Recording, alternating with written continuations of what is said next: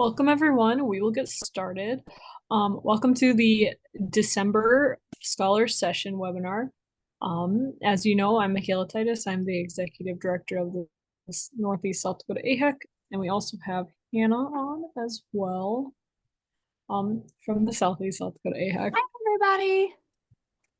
We are so excited for you guys to hear today's presentation. Before we begin, we have a couple of notes of please enter in your hours if you've done any, just so we can get kind of that tracking going and everyone can kind of know where they are before winter break and the start of the next semester. And then to look out for different emails and opportunities from either Hannah or myself that will be coming up for you guys. So without further ado, I'm going to hand it off to Michelle and I'll let her take it away. Okay. Oops. Okay, well, thank you very much for the opportunity to be here with you today and to spend some time talking about understanding Alzheimer's and dementia. Are you seeing my screen or no? Nope. No. Okay. Oh shoot. So there should be a little green button on the bottom of the screen. There it is. There it is. Okay.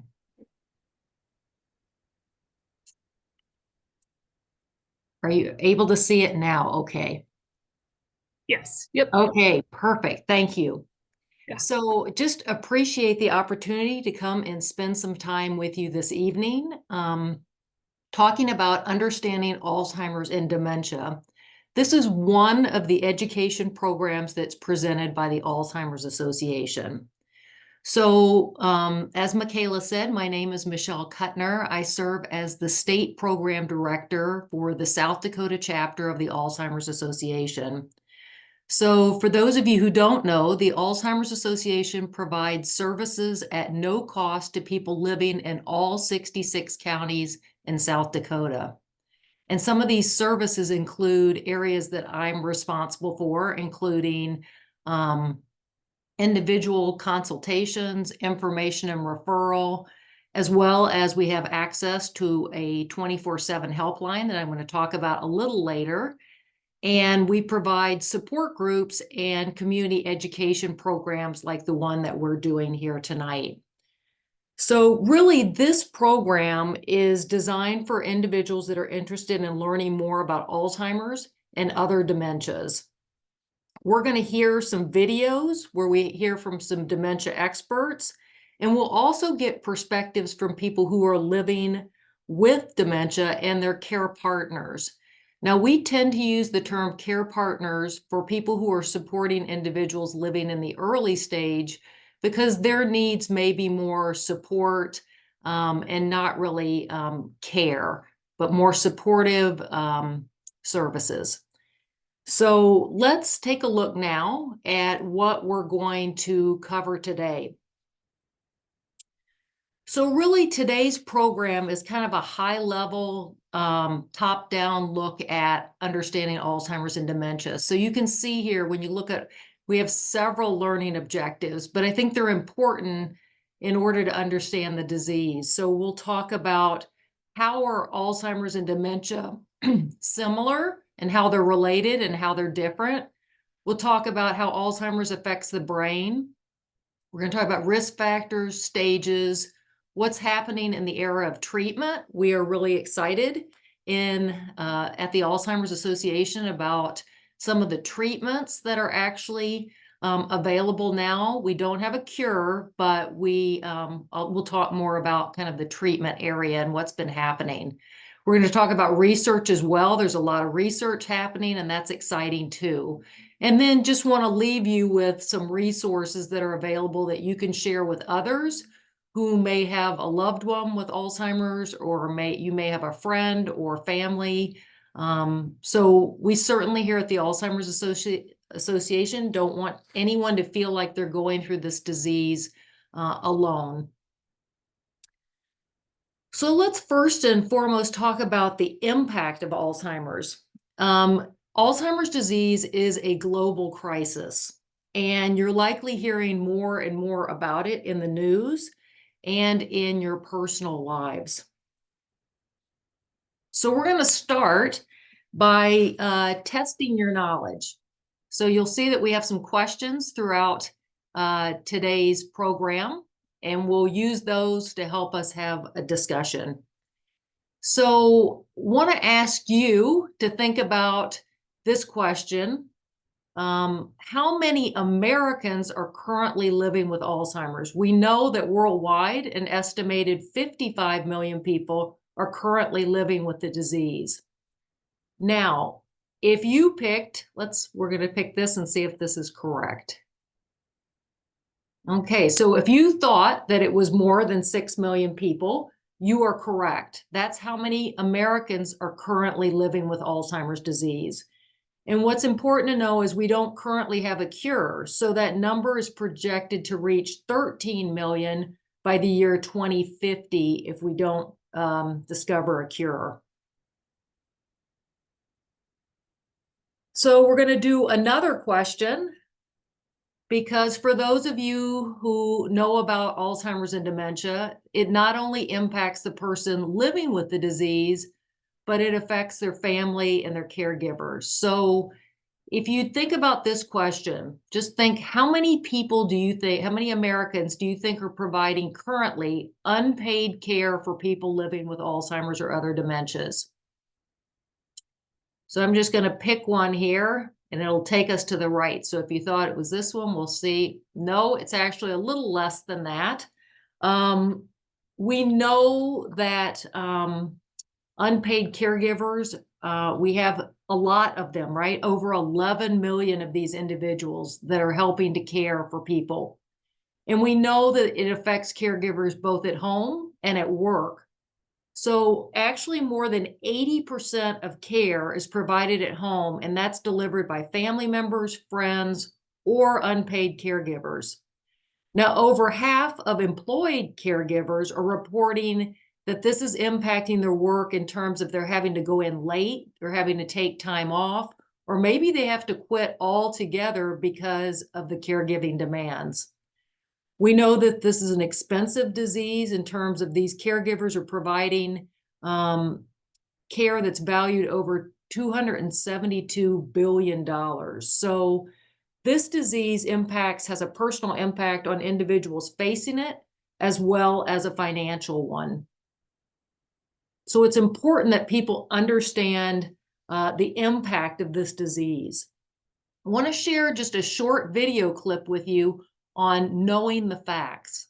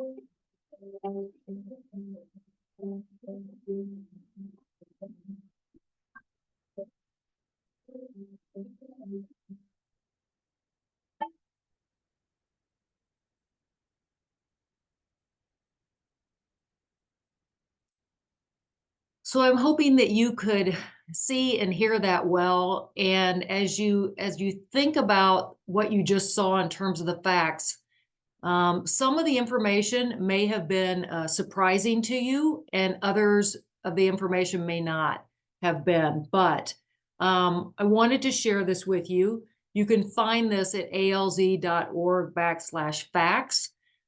It's helpful to know this information in terms of impact and how it affects both, again, individuals living with the disease and their caregivers. So next, I want to move to our first kind of objective, where we're going to talk about Alzheimer's and dementia. And we're going to talk about how they're similar and related and how they're different, because these terms are often used interchangeably. So again, we're going to take a moment to test your knowledge.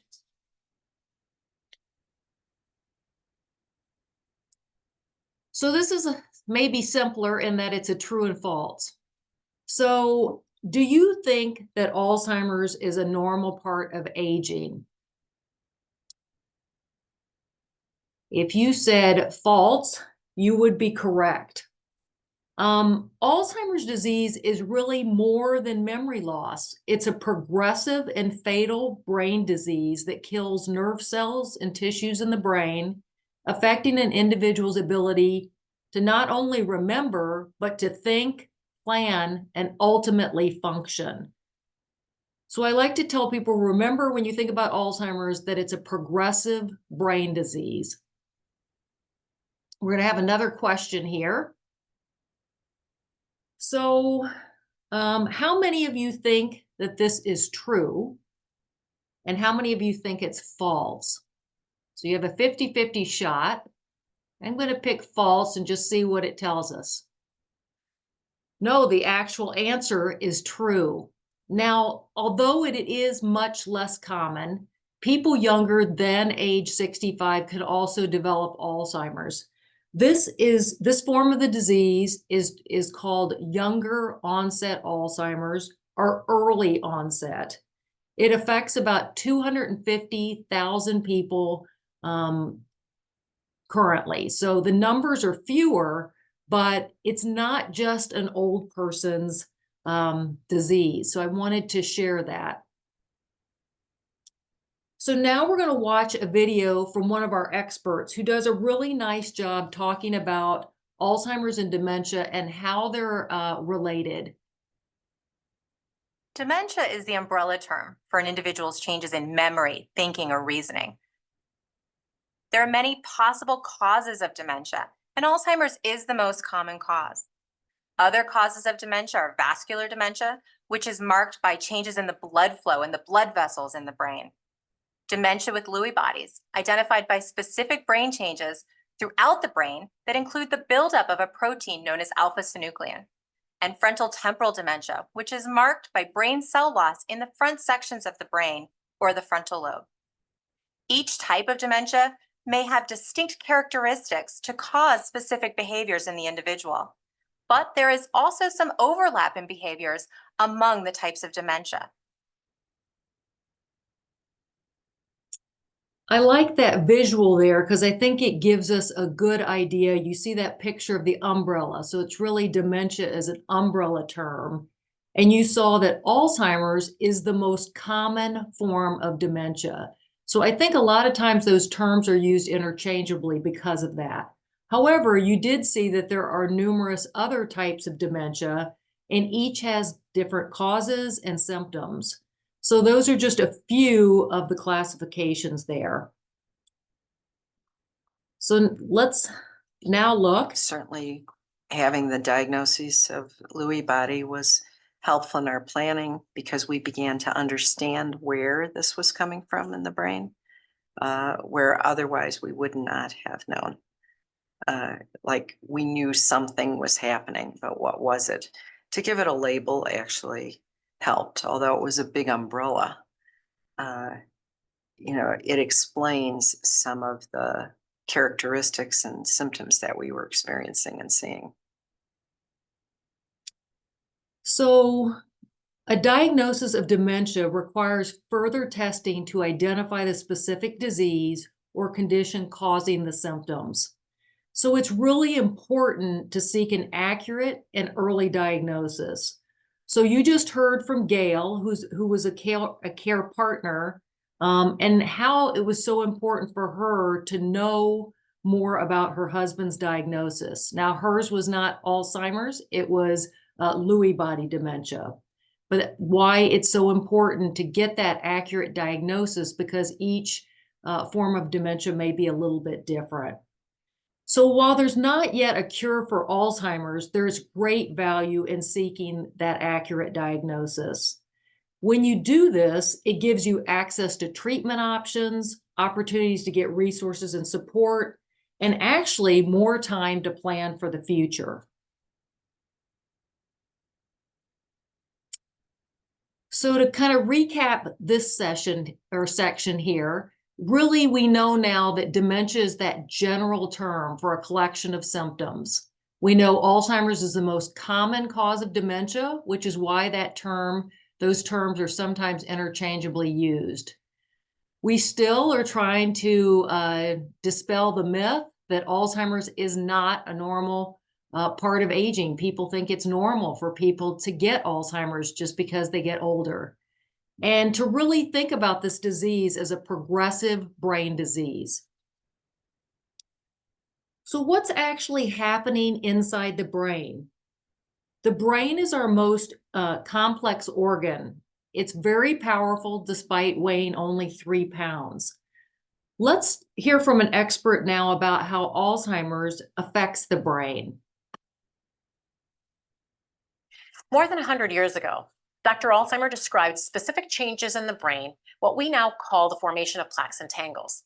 Alzheimer's is a progressive brain disease that's marked by these key changes and impacts memory, thinking, and behavior. The brain has 3 main parts: the cerebrum, the cerebellum, and the brainstem. Each one plays a role in how the body functions. Alzheimer's disease causes nerve cells to die, which leads to brain tissue loss and causes loss of function and communication between cells. These changes can cause the symptoms of Alzheimer's, such as memory loss, behavioral issues, problems with thinking, planning, and at the end stage, swallowing.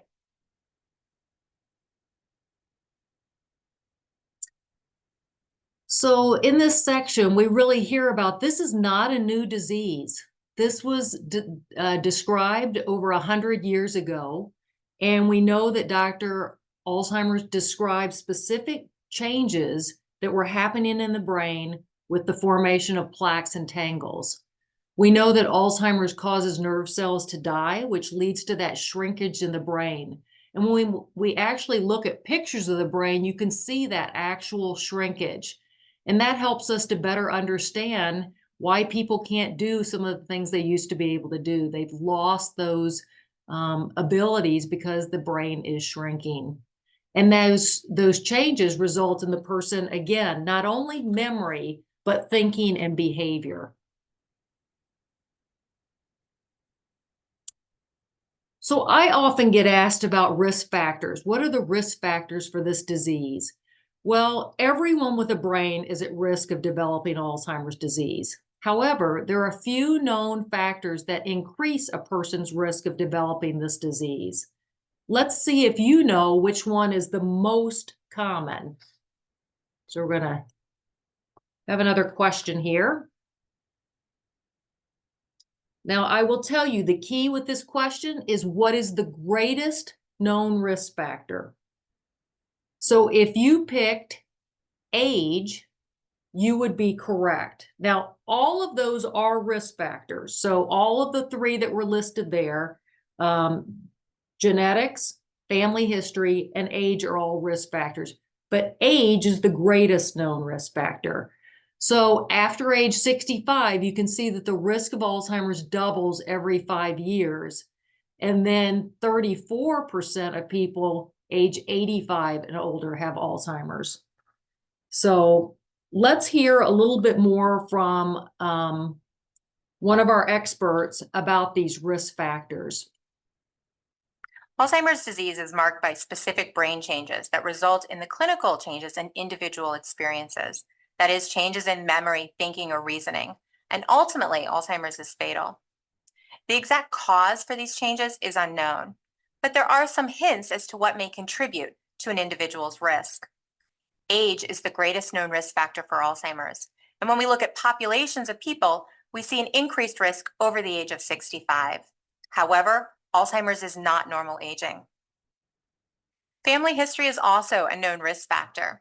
Research has shown that those who have a parent or a sibling with Alzheimer's are more likely to develop the disease, and that risk increases if more than one family member has Alzheimer's. When we talk about the genes involved in Alzheimer's, there are 2 categories that could potentially be involved. risk genes and deterministic genes. Risk genes increases an individual's risk for developing the disease, but does not guarantee that they will develop Alzheimer's. Deterministic genes, which are rare for Alzheimer's, guarantee that the person will develop the disease. So again, I want to stress that although Alzheimer's is not a normal part of aging, age is the greatest known risk factor. So let's now look at some populations who are at higher risk for developing the disease. So in addition to the main risk factors for the general population, you can see here that Black Americans, Hispanic Americans, and women are at higher risk for Alzheimer's. Research shows that Black Americans are about twice as likely as white Americans to have Alzheimer's, and Hispanic Americans are 1.5 times as likely to have the disease as white Americans. The reason for these differences is not well understood, but researchers believe that higher rates of vascular disease in these groups may put them at higher risk for developing Alzheimer's. We also know that women are more likely than men to develop the disease. There are nearly 4 million American women living with the disease today. Now, we know that women live longer than men, making them more likely to develop Alzheimer's. However, longevity and lower death rates can only partially explain this difference. Researchers are now looking at how genetic differences between men and women may impact disease risk.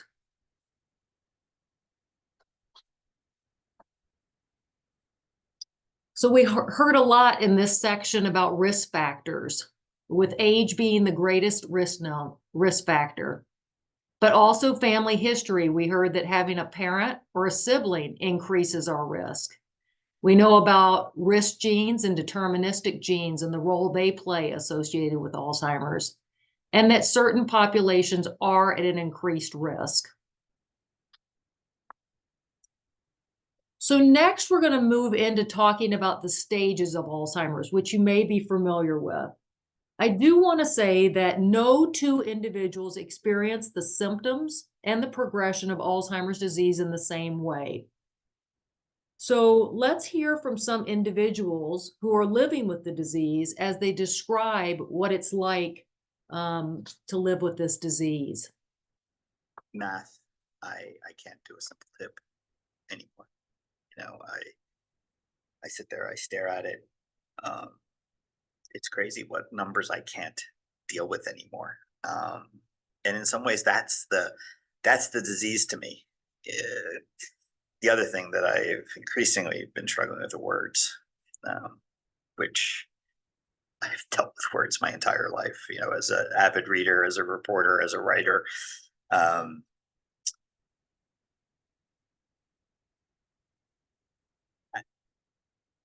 I struggle with them now. And let's hear from another person as she talks about the frustration. I'm like an overachiever. And when you're unable to deliver or you're not performing at the same pace that you once did before, that's frustrating. It's frustrating to not know where you place things. It's frustrating to not be able to explain to someone the problems that you're having. You can't articulate it in a way. It's frustrating to read something and you forgot what you read. It's frustrating to continuously have to change your password and you just changed it last week and you're constantly doing the same thing over and over again. I think the thing that surprises me the most about my dementia is that it is progressive, and I'm finding that I'm forgetting more. And they do memory tests for me all the time at the doctor, and so that becomes a little disconcerting at times to see my cognitive impairment continue to decline.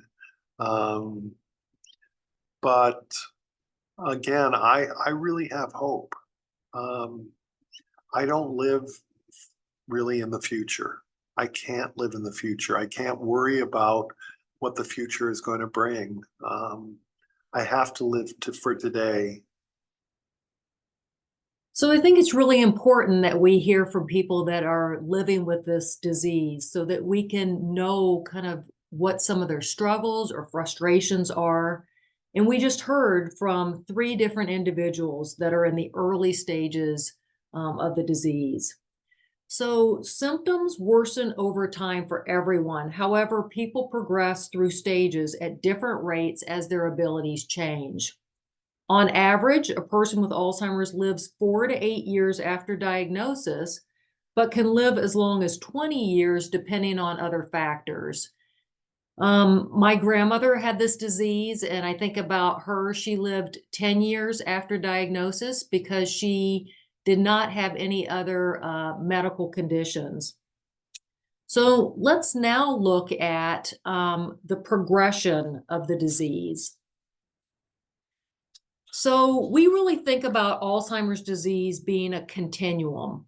So from first having brain changes that are unnoticeable to the person to brain changes that cause problems with memory and eventually physical disability.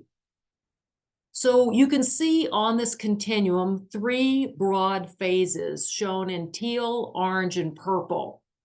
So that first phase, that asymptomatic, in this phase, there may be changes going on in the brain long before anybody is having any symptoms or has a diagnosis.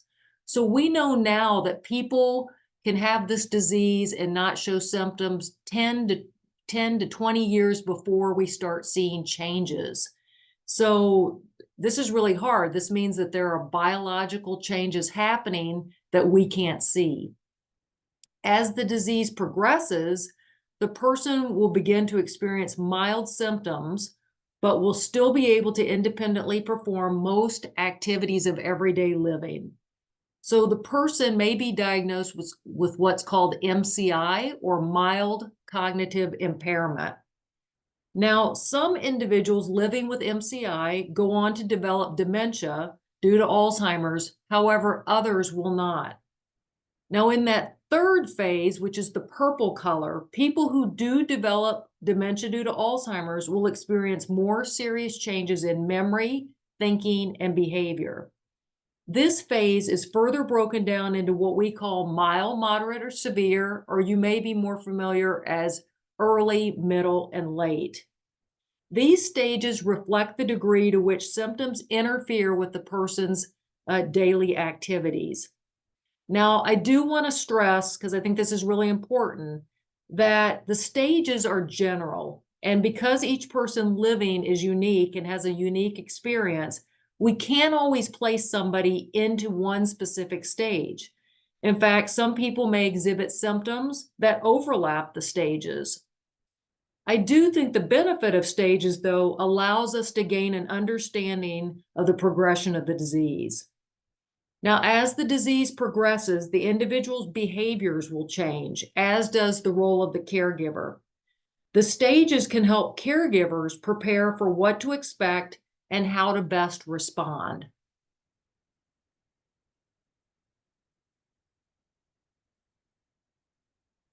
So again, we just talked about those 3 broad phases, and that you may have heard of the stages in terms of early, middle, late, or mild, moderate, and severe.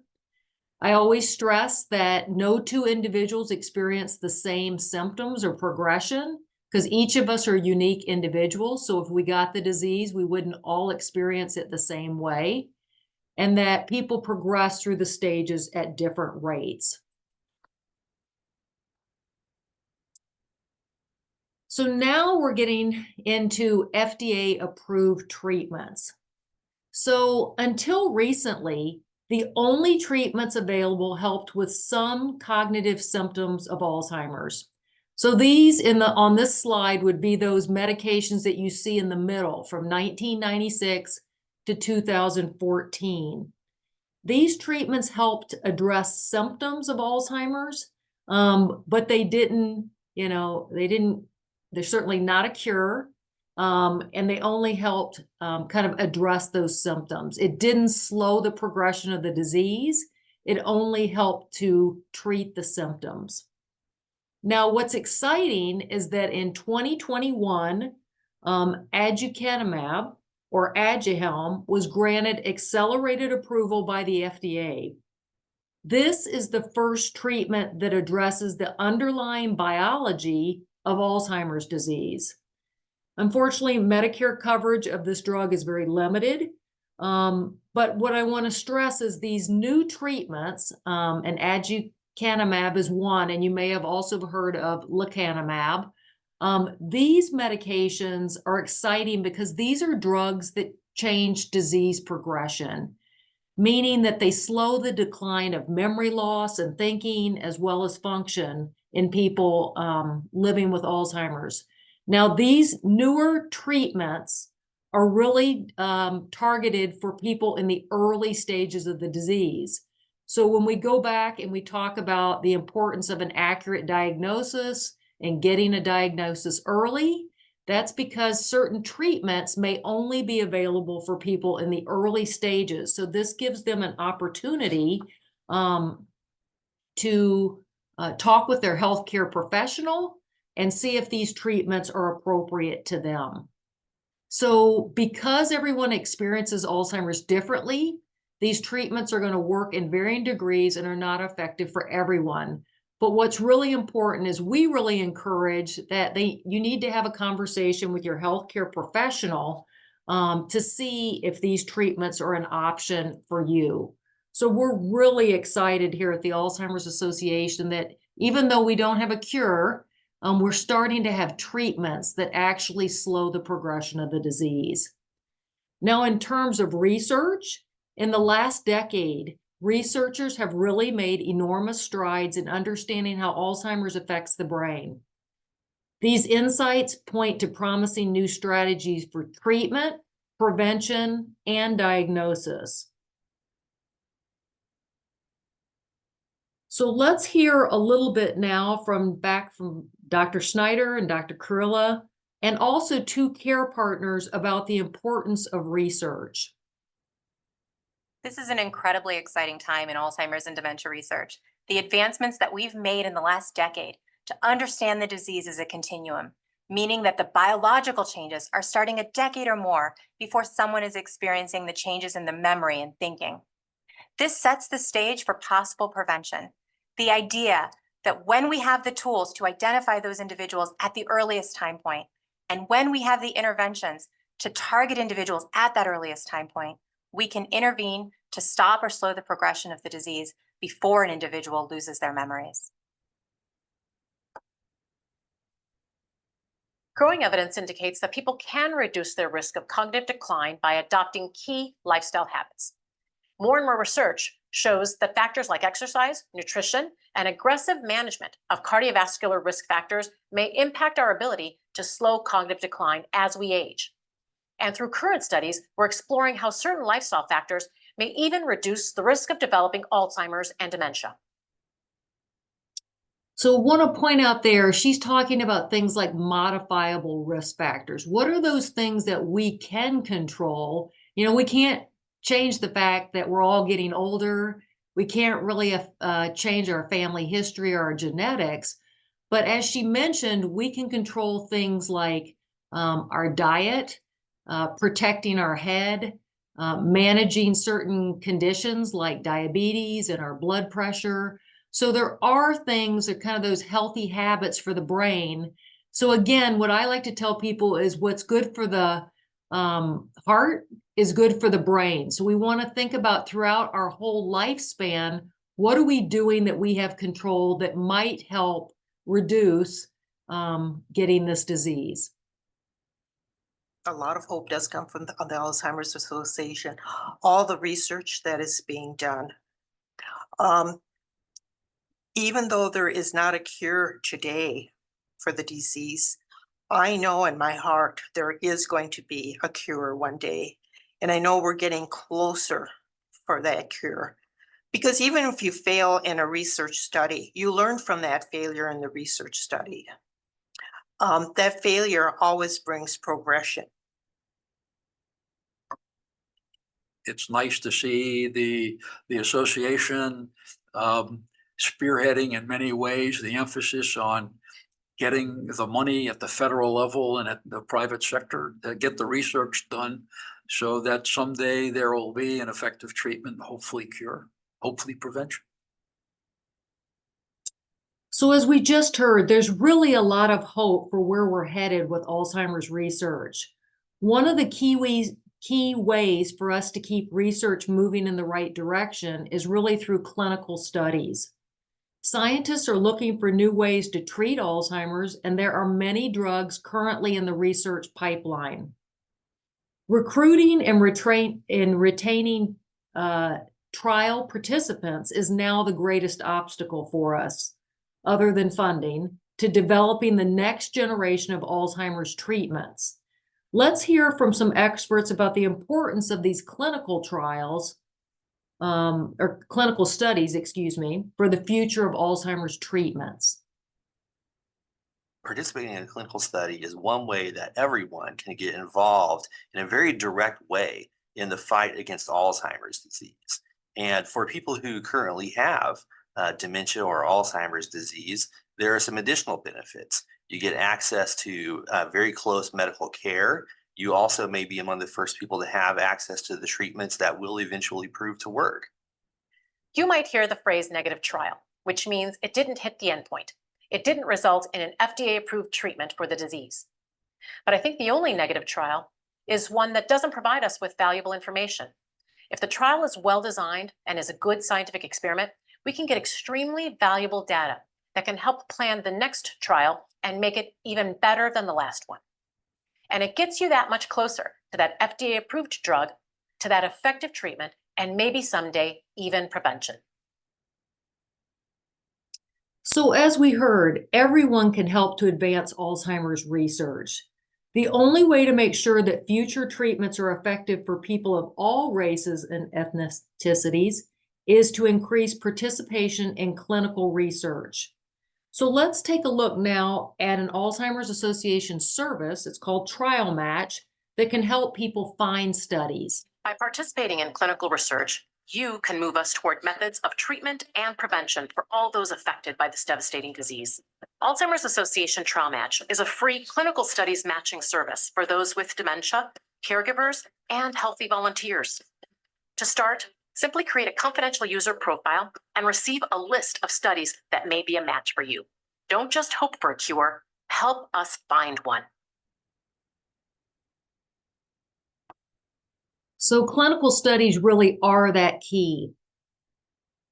So I know we covered a lot in that section when it talked about research, but it really is exciting what's been happening over the last decade. You heard that people living with dementia, their caregivers, and healthy volunteers without dementia are really needed for clinical studies in order to find methods of prevention, treatment, and ultimately a cure. Just so you know, both drug and non-drug studies are taking place across the country and online. And Trial Match is really that Alzheimer's Association service that allows you to participate in clinical studies, whether you're a person living with the disease, a caregiver, or a healthy volunteer, all can participate. So now we're going to turn to learning more about the Alzheimer's Association specifically and how we can help individuals and families across the country. So the Alzheimer's Association is in communities across the country, providing direct service to individuals and families facing the disease. So as I mentioned earlier, the Alzheimer's Association South Dakota chapter provides support to individuals and families in all 66 South Dakota counties. So there are chapters all across the United States that are providing service to people in their communities.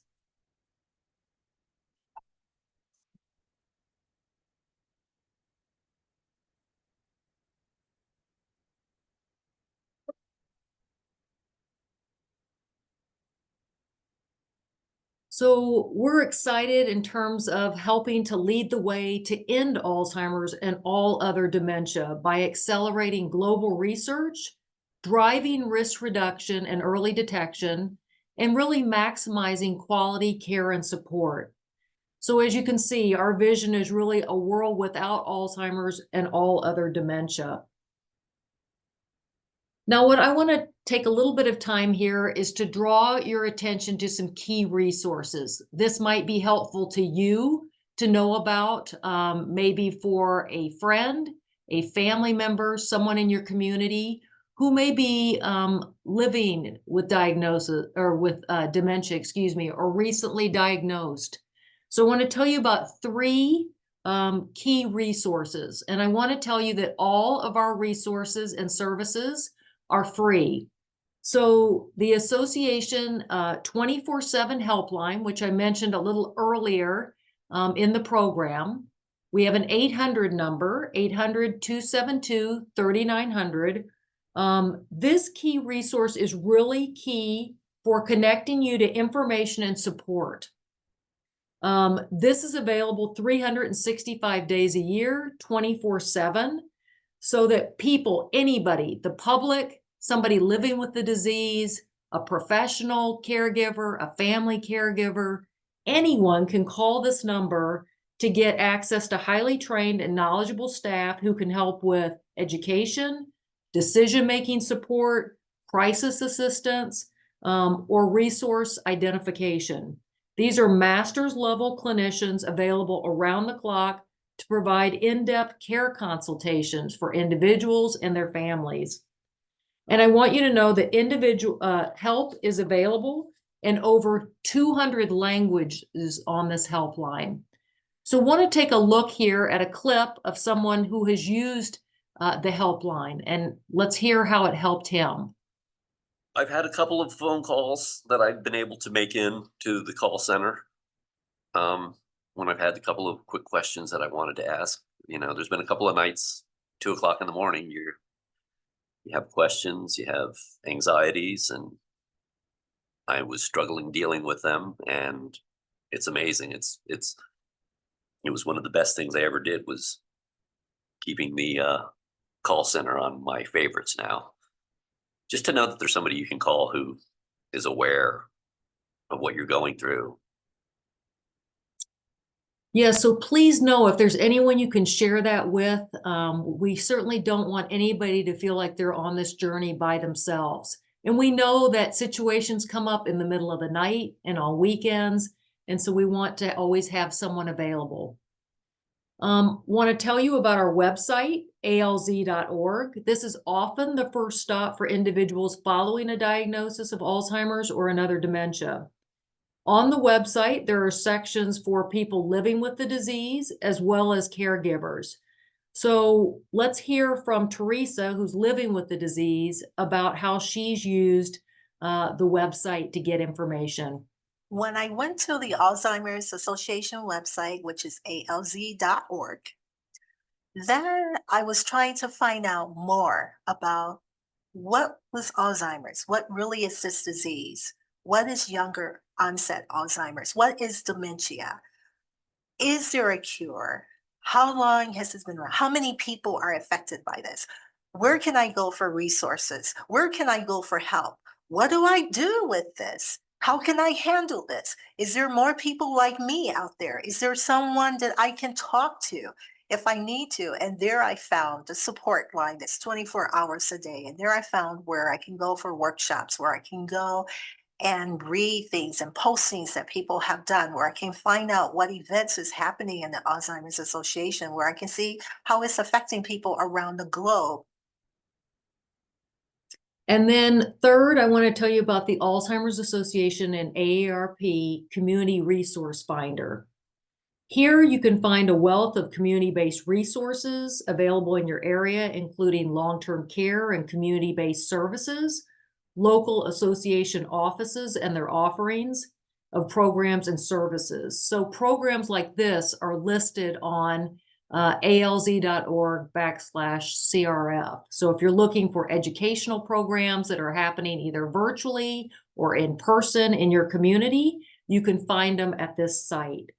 So we'll hear from Tom, who's living with dementia with Lewy bodies, about how he has found resources here. Since I've been diagnosed with dementia, the one place that I know I can go to for assistance and help and support is to the Alzheimer's Association.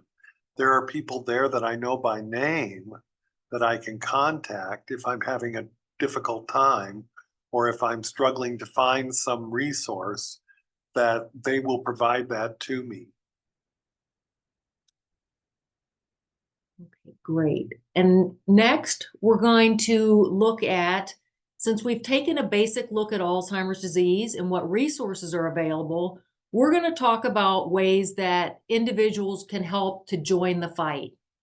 I didn't mention earlier, but our chapter is a chapter of 4 staff members to support the entire state of South Dakota. So we rely heavily on volunteers in each of the different areas that we support.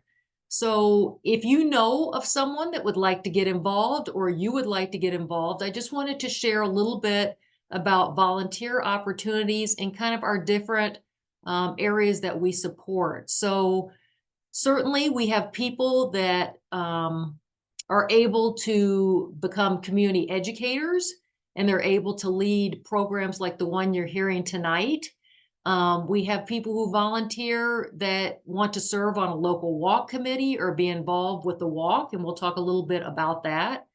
But if you know of someone or are interested in looking at being a volunteer, we have several volunteer opportunities, and we're excited because we're growing those in the state of South Dakota, and that helps to meet the needs of people in all those different counties that we have. We have a public policy director, and he works very specifically on advocacy. And so if you want to become an advocate and speak out on behalf of the needs and rights of those facing Alzheimer's disease, you can learn more about this at alzimpact.org. Each year we have a state advocacy day where we go to Peer and we advocate for people living with dementia and their caregivers. And many of those individuals come to state advocacy to speak and let others know about the struggles they're having and what they need. You already heard about Trial Match, but that's certainly a way to volunteer. You can get started by participating in these clinical studies. So we're always looking for volunteers in all of our communities. You may be most familiar with the Walk to End Alzheimer's. This is an event that's held in more than 600 communities annually, and it's the world's largest fundraiser to fight the disease. So you may have actually participated in a walk. We have 3 that occur in the state of South Dakota in the month of September, and they happen in the communities of Sioux Falls, Rapid City, and Aberdeen. So each year, these walks get larger and larger. They really are kind of like a large support group. They help to raise awareness and funds to benefit Alzheimer's care, support, and research. So we have volunteers that help with the walk as well. And then another fundraiser that we have that our development director helps lead is events called The Longest Day. And I'm not sure if you're familiar with this, but this is really centered around the day with the most light, or the summer solstice.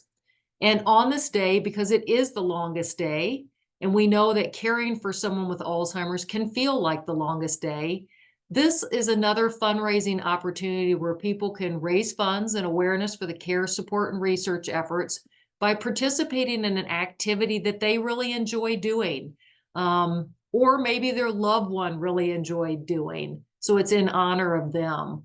We've had things like pickleball tournaments, just tons of different ideas that individuals do, different activities, baking, and you do it all day long. We had actually a gym that did exercise classes from, first thing in the morning till late in the evening. So all kinds of different ideas. So we certainly have covered a lot of information in the time together this evening. I want to see if people have questions about any questions, comments about any of the information that we have covered. So I don't know if people, Michaela, have put questions either in the chat or if people want to ask questions. We certainly have time for that. There are no questions in the chat right now, but we can, if you have any questions, feel free to unmute yourself and ask.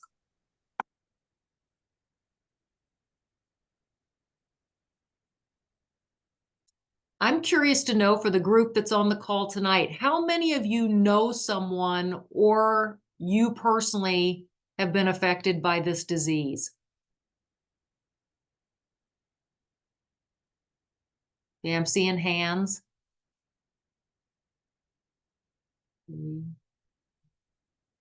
Thank you. It's helpful for me to see. It is not uncommon when I talk to people that many people in the room can either say that I have someone in my family that has had this disease, or I know of someone, a friend, a family member. So it's really important that all of us know resources that are available for people and kind of understand this disease a little better so that we can help people along this journey.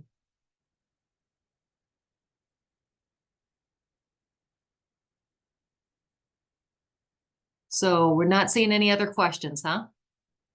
That's okay. I'm often curious if people are surprised when they hear the facts or the statistics. Sometimes that surprises people. You know, certainly as we think about the number of people, more than 6 million Americans, you know, what's interesting is if you compare it with other diseases, we know that deaths, for example, from heart disease have decreased almost 8%, while deaths from Alzheimer's disease have increased almost by 150%.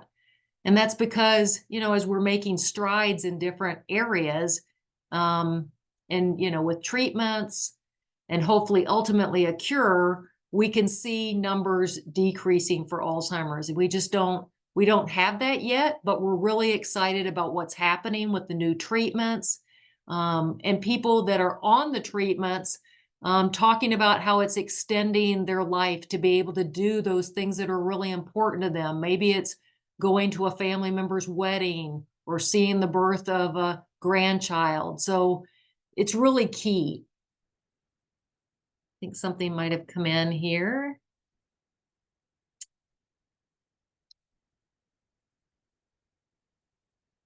Oh, okay.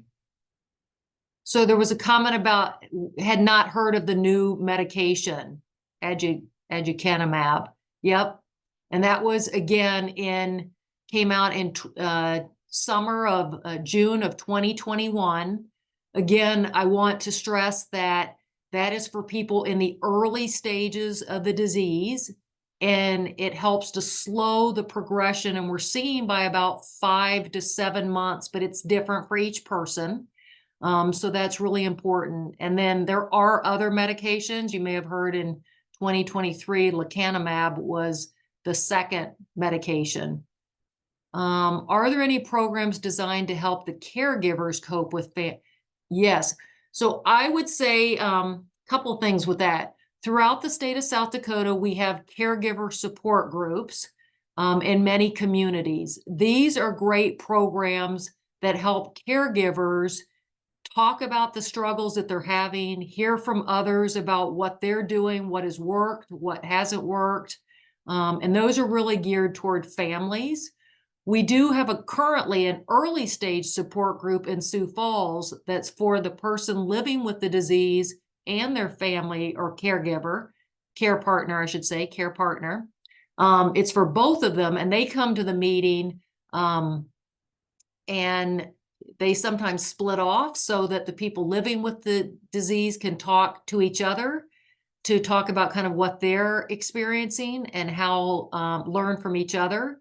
And then the care partners can also meet and learn how to best support that person and kind of talk about what they're struggling with.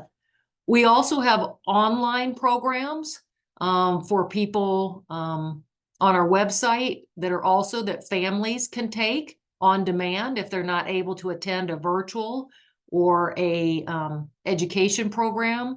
We have a whole series of education programs on living with Alzheimer's for the caregivers. So if they're caring for somebody in the early stage, middle stage, or late stage, we have 3 separate programs.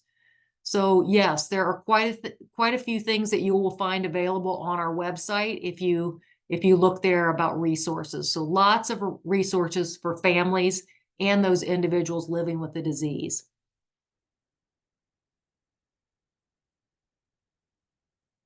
Thank you for putting that. So I just appreciate the time to be able to come here tonight and spend some time with you and share this information. Again, please, if you think of, if there are ways that you can help individuals, you may encounter someone next week, next month, where you can share, hey, I just learned something about the Alzheimer's Association and some of the resources they have, so that nobody, again, feels like they're on this journey by themselves. This is really a tough disease if you're a caregiver, a care partner, or a care giver. If you're caring for that person by yourself, there's a lot of stigma with this disease. So some people don't get a diagnosis early because they don't feel like there's anything that can be done. So really, the support is really needed for families and also the individual living with this disease. So again, just thank you for the opportunity to be with you tonight. Certainly if we can help you in any way here at the Alzheimer's Association South Dakota chapter, please don't hesitate to reach out to us. We'd be glad to do that. And Michaela, just appreciate the opportunity to be here, and thank you for inviting me to join you tonight. Awesome. Thank you so much. We appreciate it. And I know we learned a lot of great information tonight. Great. Well, that's all we have for tonight. So we will let you guys go. So thank you. Thank you, everyone. Happy holidays. You too. Bye-bye.